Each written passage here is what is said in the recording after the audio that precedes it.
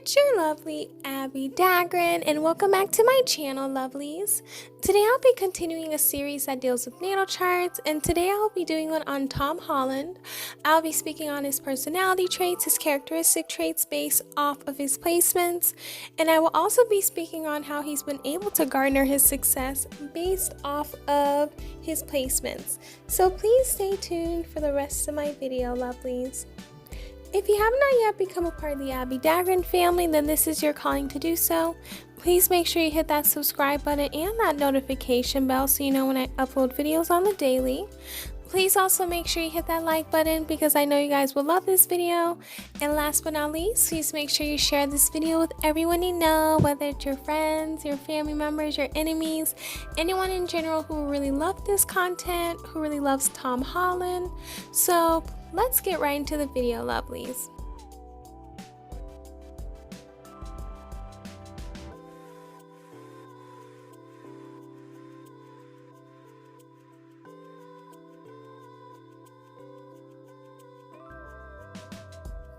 Tom Holland was born on June 1st, 1996. So this qualifies him to be a Gemini, and with this placement he tends to be very bright, so very intelligent, because Gemini is ruled by Mercury. They tend to be very energetic people, and they just tend to have a lot of fun, do things that are very fun to do. They have an infectious sense of humor. They love to do things that are funny, that are hilarious, and they're funny people as well. They're also the type of people, since they're a mutable sign, they're able to just do things that's why some people may call them two-faced, but since they're mutable, they're able to adapt to their surroundings. So they're very quick, very bright, and agile minded. So they're quick-witted, but they do have an attention span that's very short. They love to do things that are out of this world, and they're very versatile and very adaptable to any situation in life. Next up is his moon in Sagittarius. So with this placement, he tends to be someone who loves to explore, love to do things that are fun, things that are interesting, and he's also someone who is very much energetic. This does come from him being a fire sign in the moon placement, so they're going to be energetic with their feelings. You're going to know how they feel. They love to explore the world. That is very much a Sagittarius trait, loving to explore, loving to learn new things. They're very energetic, very optimistic. That's how they're able to accomplish a lot of their goals, because they're optimistic and believe in themselves. They have a good sense of humor. They're very funny people, but they're very honest as well. They love telling the truth. They're freedom loving. They're very adventurous, carefree. They're open-minded to different things. They have a go-getter attitude, and they're very friendly people to meet. So this describes him. Next up is his Mercury in Taurus, and it makes sense for him to have this placement because with a Mercury sign, you'll either have it of the same sun sign, the previous sun sign, or the sun sign after your sun sign. So because he has this placement, he tends to be someone who is clear in how he thinks. He's clear in how he speaks. He's someone who loves to take their time in making decisions. He takes everything into account when he's making a decision. Every detail, every consequence is something that he looks into. He's very patient. This comes a lot with the Taurus Mercury or Taurus placement. They have a great understanding of things. They give practical and down-to-earth advice. They have a reflective mind. They're very dependable. They do have a calming influence.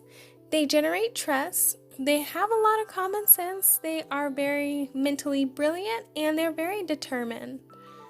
Next up is his Venus in Gemini. So with this placement, he loves to have fun in relationships. He needs that mental stimulation. So he needs someone who can talk to him, have long conversations with him, and they're able to have this friendship in a relationship. They love communication. They love communicating their thoughts. They love communicating their feelings. They tend to have a great sense of humor in a relationship. They do like mental stimulation. They love to use wit to attract others. They're very playful and may tease a lot. They want stimulating, lighthearted relationship. They like to talk endlessly and yet skip over deeper issues sometimes. They do have a big group of friends. They want good conversations and good manners. They do tend to omit a lot of information, but not lie. They are natural flirts, and they're the types of people who need freedom in a relationship. Next up is his Mars and Taurus. So because of this placement, he's someone who's very patient in his endeavors. He wants to get all the information needed in order for him to make the decisions needed. He's someone who is determined in what he wants to do, but he's very patient. He knows that things that are going to last a long time, he needs patience. So he works on the patience needed in order for him to have an enduring and he's very determined, so he's going to make sure he builds his things or builds his legacy, and he's patient in doing so. He's very decisive and he's very practical. He's someone who has good health habits. He has energy distribution skills. He's very purposeful in society. He has a very practical mind. And he's someone who's just very talented in different things that just show a lot of his good traits and shows a lot of his great gifts. Next up is his Jupiter in Capricorn. So with this placement, even though it can be a very hard placement to have because it would be the opposite of Jupiter in Cancer, but he's someone who is very dedicated to what he wants in life. He has a lot of discretion. He's very wise, and his experience is what adds to his tried and true method. So all the things that he goes through in life really brings a lot of knowledge and wisdom to him, because with this placement, it can be hard, but it's still an interesting placement. They tend to feel that the only results that are worthwhile are the results that are concrete and demonstrative. He is someone who loves to be detached sometimes, but it's a way for him to not feel emotions. But he is someone who's very strong. He's someone who's a great planner and an organizer, so he's able to organize his life in a good way. Next up is his Saturn in Aries. So because of this, he is someone who loves to just go for anything in life. He's someone who's going to believe in himself and have a lot of confidence. He's someone who's very diligent and has a lot of modesty. He can be very much selfish, but it's in a way that's to benefit him. And he's someone who's very rational in his thinking because he's been through a lot with this placement. So he's someone who can use his rational thinking and his thoughtfulness to his advantage. At times he can have a lot of setbacks in life, but as he gets older, it decreases, and he has a great ambition, he has a great willpower, and he's someone who's going to be able to get through anything in life because of that willpower and that ambition. They really are there for him to just continue on in life and for him to accomplish his dreams. Next up is his Uranus in Aquarius, and this is actually a great placement because it's actually ruled by Aquarius. So with this placement, he's someone who's very innovative. He's someone who's will think outside the box. He loves to take on social causes and find ways of solving complex issues such as poverty or injustice.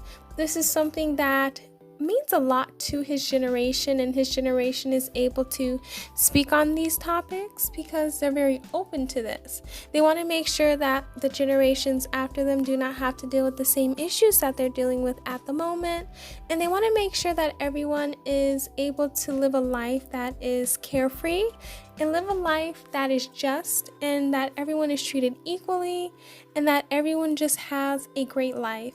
So this is a great placement to have, and I do see this a lot in who he is as a person. Next up is his Neptune in Capricorn. So it's important for him to have a lot of wealth and power and a lot of things to help him increase his wealth, his influence in society. He tends to focus on that because he's not only thinking about the present, but he's also thinking about the future. He wants to make sure that he's doing well, as well as probably the next generation of his children are doing well. He's someone who will idealize work, practicality, and the ability to attain reasonable goals, but because he will be able to be selfless and giving. Sometimes he will find it hard to attain his goals unless he's lowered all his expectations on all fronts. However, it's important for him to know that he is who he is and he does not need to dim his light or anyone with this placement in order to impress anyone. So everything that he wants to do in life is very great and very powerful, so he should accomplish them. Next up is his Pluto in Sagittarius. So he's been able to get this placement because he was born between 1995 through 2008. So he is a part of Generation Z, and they're all about experimenting, exploring, which is a common trait with Sagittarius placement. They love to experiment, they love to have freedom, they love to take a risk in life. They're very optimistic. They have a thrill of living and possibilities. Things that they probably talk about a lot is globalization, different things in different countries. They're always on the search for wealth and knowledge for their enjoyment, and that's something that they're very great at. They're very wise, they're very intelligent, and they're very great at just getting information on things that probably previous generations may not appreciate, but it's something that they're very great at. Next up is his North Node in Libra. So in order for him to develop all these unhidden gifts and talents, he will need to have cooperation in his life, diplomacy and tact, increasing self-awareness of others' needs, selflessness, giving support without expecting any in return, creating win-win situations for everyone, sharing, seeing things through another person's eyes, communicating self-identity, learning to listen to those around him, putting his energy into building relationships at last, identifying with the diplomat within, creating beauty and harmony in his environment, learning to connect and share with others, begin to compromise for his own happiness and fulfillment. Do not be independent and disconnect from others, but follow the path of union, and nothing can go wrong with him. So these are the things that he'll need to be on a mission for in his life. Next up is his Chiron in Libra. So with this womb, he tends to really value the opinions of others, and he's someone who loves seeing the other side of the story and mediating. He loves to meet people halfway, and he does have a great relationship with wisdom. But with this placement, he can sometimes be in problems with relationships because sometimes he will give more in a relationship than what's given to him, and he will not feel happy about it, but he feels as though in order for everything to be well, he has to give more. And sometimes this can give him a lot of guilt in life and a lot of anxiety in his life. So that's something that he will need to work on, knowing that he needs to give as much as others people give to him, and he just needs to know that he can't fix every relationship, but he can try, but he shouldn't make it his duty, and he just needs to heal himself and work on himself a lot. That's all I have for today in regards to Tom Holland's natal chart. Please let me know down below, did you guys learn a lot more about him? Did you get a better understanding as to who he is as a person? Please also let me know down below who else you guys would want me to do a natal chart analysis on. And please make sure you hit that subscribe button and that notification bell and that like button, and last but not least, please make sure you share this video with everyone you know, anyone who's a Tom Holland fan or anyone else. If you have not yet, please make sure you're following me on all of my social media accounts, down from Pinterest down to TikTok. I do post every single day, so you're missing out if you're not over there and looking at those videos and posts. I love you all. Please make sure you stay safe. Also, please make sure you support my Etsy store, podcast, and PayPal, which are all linked down below. And I will see you guys in my next video. Bye, lovelies.